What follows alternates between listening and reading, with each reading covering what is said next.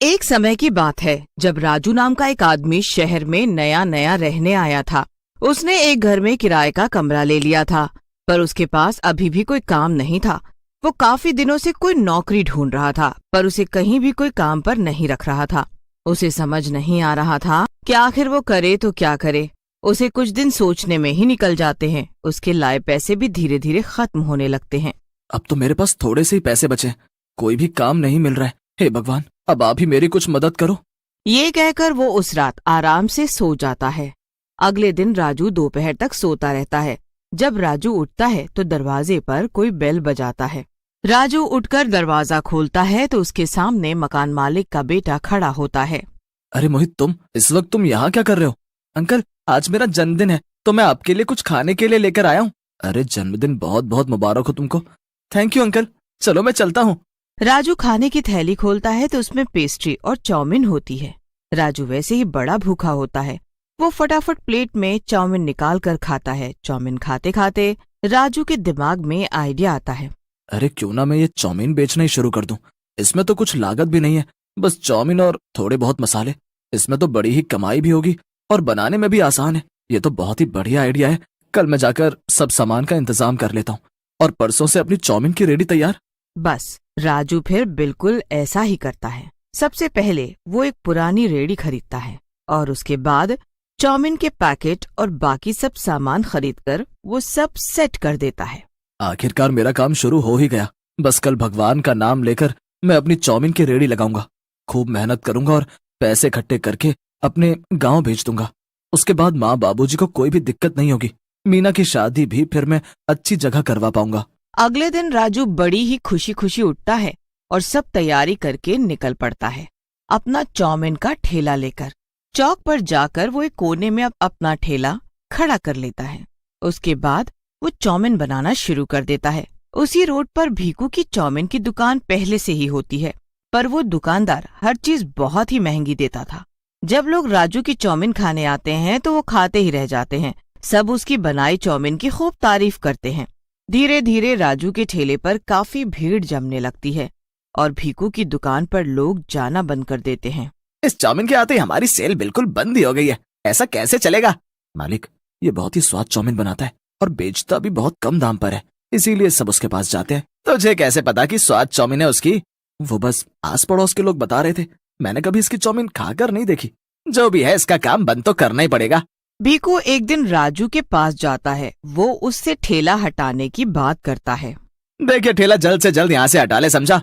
अरे भैया, आप मुझे धमकी नहीं दे सकते। धमकी तो मैंने दे दी। अब देख ले, अगर अपनी सलामती चाहता है तो ये ठेला कल से यहाँ नहीं लगना चाहिए। इतना कहकर भीकू वहाँ से चला जाता है और राजू टेंशन में आ जाता है। अभी तो मेरा काम जमा था और अभी से ये सब दिक्कत आनी शुरू हो गई। अरे भैया, कुछ ना कर पाएगा ये। आप अपना ठेला आराम से लगाओ। ऐसे लोग आपको डराएंगे क्योंकि उनकी दुकान बंद पड़ गई है, पर अगर आप डर जाओगे तो कोई भी काम नहीं कर पाओगे। हिम्मत से काम लो और कल भी अपना ठेला ऐसी जगह लगाना। उस लड़के की बात राजू को सही लगती है। वो अगले दिन बिना डरे उसी जगह अपना ठेला लगाता है। ये देख भीकू को बहुत गुस्सा आता है। वो अपनी दुकान से 2 नौकरों को राजू को पीटने के लिए भेजता है। दोनों राजू को पीटने पहुंच जाते हैं और उसके साथ हाथापाई करने लगते हैं। राजू को पीटते देख कुछ लोग उसे बचाने आ जाते हैं। उस दिन भीकू बच जाता है, पर अब भीकू कुछ नई तरकीब निकालता है। वो पुलिस वाले को कुछ पैसे देता है और उनसे राजू का ठेला हटवाने को बोलता है।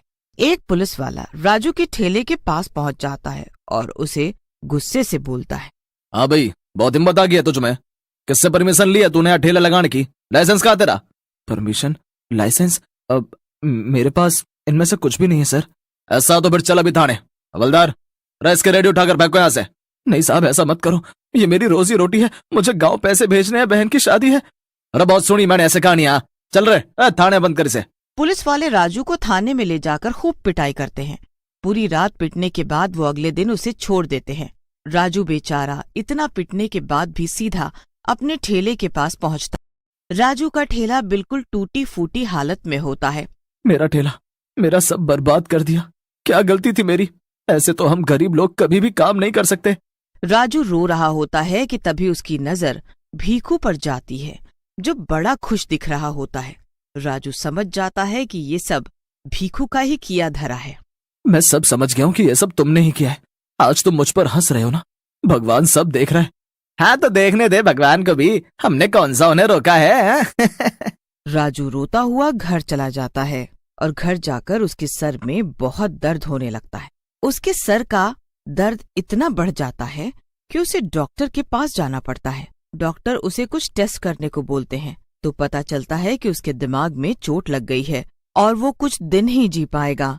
राजू बहुत रोता है। राजू बेचारा अब काम नहीं कर पाता। उसकी बहन की शादी तय हो चुकी होती है।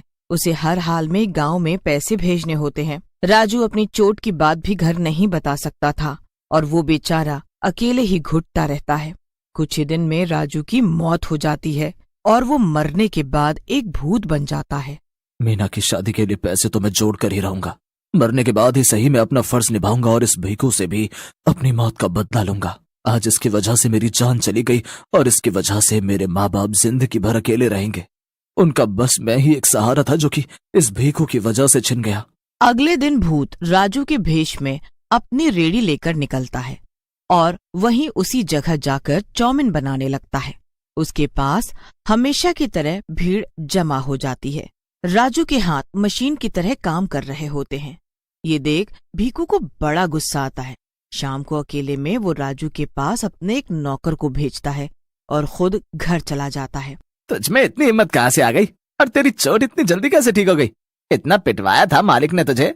इतना कहते ही राजू भूत में बदल जाता है। भूत भूत, अब बोल क्या बोल रहा था? ले पकड़ मेरा गला। जैसे उस दिन तूने मेरे सर पर मारा था वैसे आज भी मार कर दिखा। मुझे जाने दो, मुझे जाने दो। अरे अभी तो तू इतनी हिम्मत दिखा रहा था और अभी इतना डर रहा है। ऐसे बसा थोड़ी आएगा। वो मैंने मालिक के कहने पर मारा था, मुझे छोड़ दो। चल ठीक है, एक शर्त पर तुझे छोड़ दूंगा। क्या क्या? जब तक मैं मना ना करूं तब तक तुझे चौमिन खाते रहने होगी। भूत नौकर के सामने ढेर सारी चौमिन रख देता है। कुछ देर नौकर चौमिन खाता है पर फिर उसका पेट भर जाता है और उससे चौमिन खाई नहीं जाती। भूत के डर से वो नौकर इतनी चौमिन खा जाता है कि उसे उल्टियां होने लगती है। उसकी हालत बहुत बुरी हो जाती है। उसका पेट फटने को हो जाता है।